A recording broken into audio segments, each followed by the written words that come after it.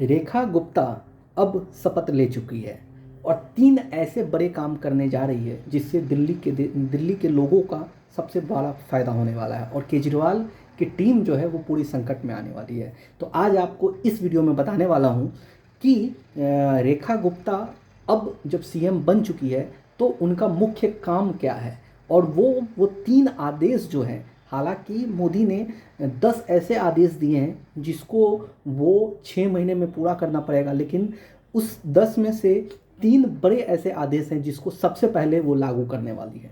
तो वो 3 सबसे बड़े आदेश क्या है ये समझनी पड़ेगी आपको। सबसे पहला आदेश जो रखा गया है, दिल्ली में जिन जिन लोगों का घर में जो पानी है वो नाला का पानी आ रहा है, काला पानी आ रहा है, जिसको नहाने का लायक भी नहीं है, वो पीने की तो बात ही हटा दीजिए।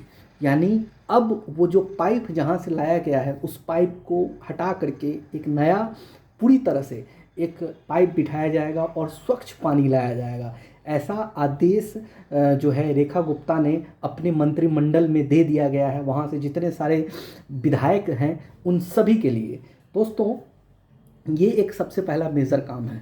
दूसरा जो सबसे बड़ी बात रखी गई है यहाँ पे कि जिस तरह से लोग को एक जो कह सकते हैं मेडिकल के नाम में ठगा जा रहा था, अरविंद केजरीवाल के सरकार में मोहल्ले क्लिनिक के नाम पे ठगा जा रहा था, उसको अब वो हटाने वाली है। वहाँ पे अब जो है एक आयुष्मान जो कह सकते हैं एक अस्पताल बनाने जा रही है। अस्पताल कहने का मतलब है जो मोहल्ला क्लिनिक है उसको बहुत बड़ा बनाने वाली है, जो कि अस्पताल के बराबर होगा, जहाँ पे जा कर के आप मुफ्त में इलाज कर पाओगे।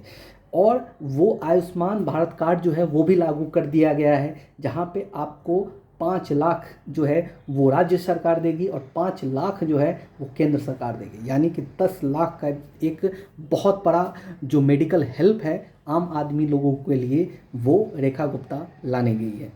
दूसरा तो हो गया। अब तीसरी जो बात है, तीसरी जो मुख्य बात है वो सबसे बड़ी बात है करप्शन को लेकर की, कि कैसे ये जो करप्शन है इसको कैसे बंद किया जाएगा। मोदी ने जब जीता था ये चुनाव तो उस समय आपको याद होगा उन्होंने कहा था कि पहले ही सप्ताह में जो सीएजी की रिपोर्ट है वो संसद में पेश किया जाएगा और उसी के ऊपर काम चालू है।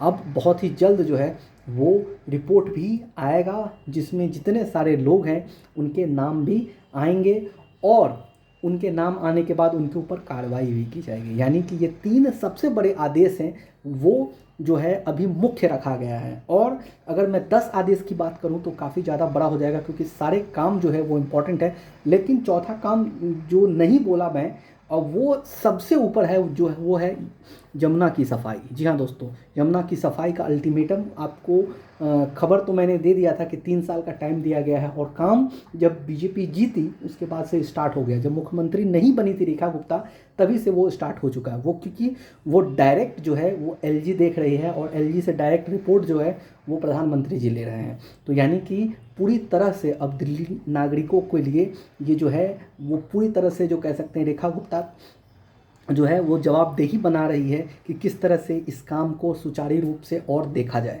तो बहुत बड़ी अपडेट केवल आप लोगों के लिए हमारे चैनल द्वारा। चैनल को जरूर सब्सक्राइब कर दें। फिलहाल अभी के लिए इतना ही, मिलते हैं एक नई वीडियो में एक नई अपडेट के साथ। तब तक के लिए आप खुश रहिए, सुरक्षित रहिए। जय हिंद।